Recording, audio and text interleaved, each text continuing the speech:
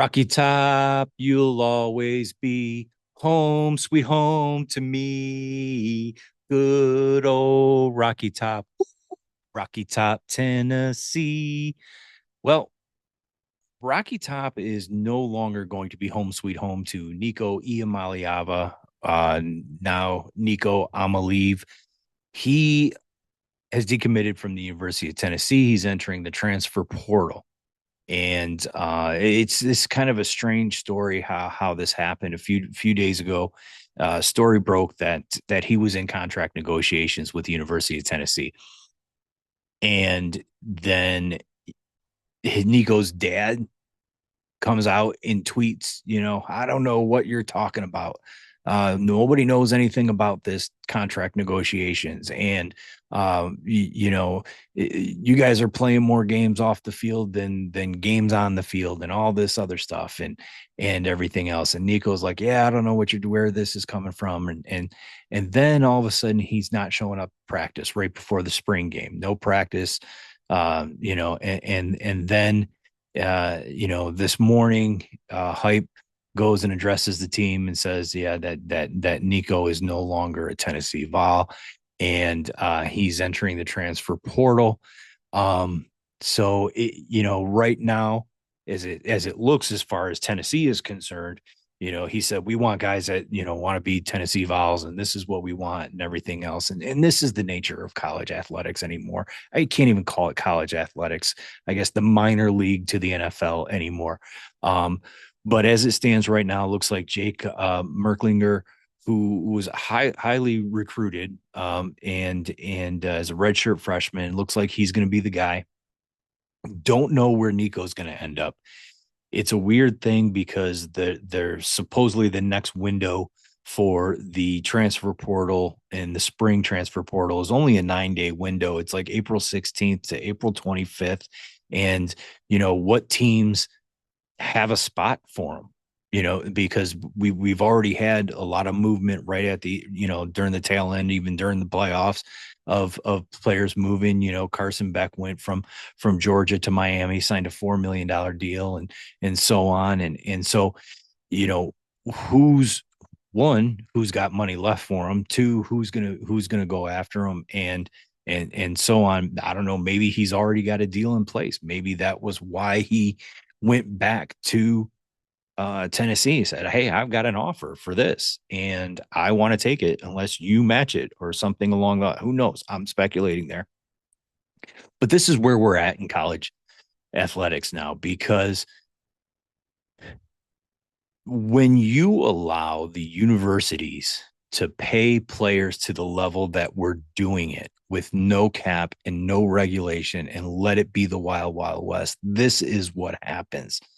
And, unfortunately, you're dealing with kids that are 18, 19, 20 years old.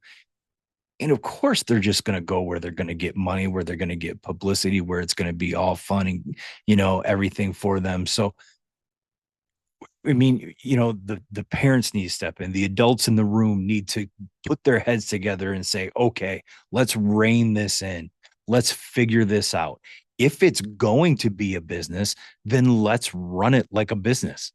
Let's have actual contracts. You commit for a certain number of years, and then you play for us for those certain number of years, and then you can transfer.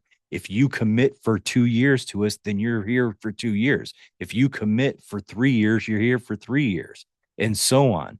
And if you only want to commit for one, then I have the ability to not want you because I don't want to have to look for another guy in a year.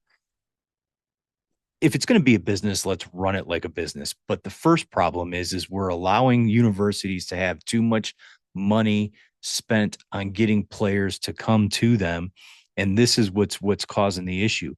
Again, like I said, very early on, let's get the university money out of it. Yes. If you want to have okay, let's pay him $50,000 a year. That's what every player gets. It's a cap across the board. It's a salary. That's what it is. Fine. And then you can get whatever sponsorship deal that you want to get, outside of the university. because it doesn't matter what university you're with, you're going to get that deal anyway because of the type of player that you are. So then you're not inclined to be moving from schools left and right because someone's offering you 10 million and then 11 million and then 12 million. This is what we're doing now. And it's ridiculous, and it's gonna happen more and more and more, and it's going to be unrecognizable across the college landscape. The adults in the room absolutely have to sit down, get their heads together, figure this out. Again, if we're going to call it a business and we're going to make it a business, then run it like a business.